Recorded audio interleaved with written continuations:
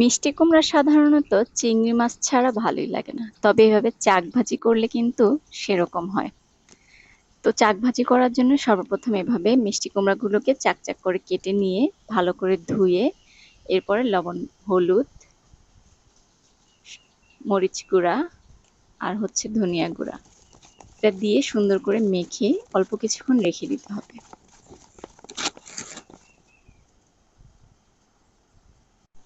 এরপরে পরবর্তী প্রসেসিং এর জন্য নিয়ে নিয়েছি কাঁচামরিচ আর পেঁয়াজ কুচি। এখানে একদম চুলাটা লো আছে, এটা সুন্দর করে ভেজে নিতে হবে। একটু ঢাকা দিয়ে ঢেকেও দিতে হবে যাতে করে এটা সম্পূর্ণ সিদ্ধ হয়ে যায়, কারণ এটা কিন্তু আর রান্না হবে না, এটা এভাবেই চাক ভাজি খাওয়া হবে। এভাবে চাক ভাজি করে কিন্তু আসলে সত্যি অসাধারণ লাগে।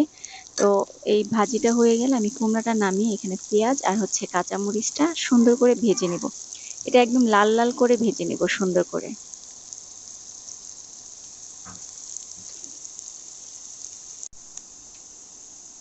মাঝখানে আমি দিয়ে দিচ্ছি একদম অল্প পরিমাণে কালো জিরে।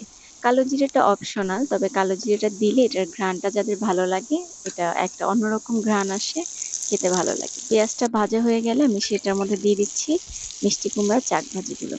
দিয়ে জাস্ট অল্প কিছুক্ষণ জাস্ট চুলায় রেখে নাড়াচাড়া করে উঠিয়ে নামিয়ে নিব। এভাবে মিষ্টি কুমড়ার চাক ভাজি করে নিলে কিন্তু অনেক টেস্ট হয়। চাইলে এখানে মিষ্টি কুমড়াটা যদি মিষ্টি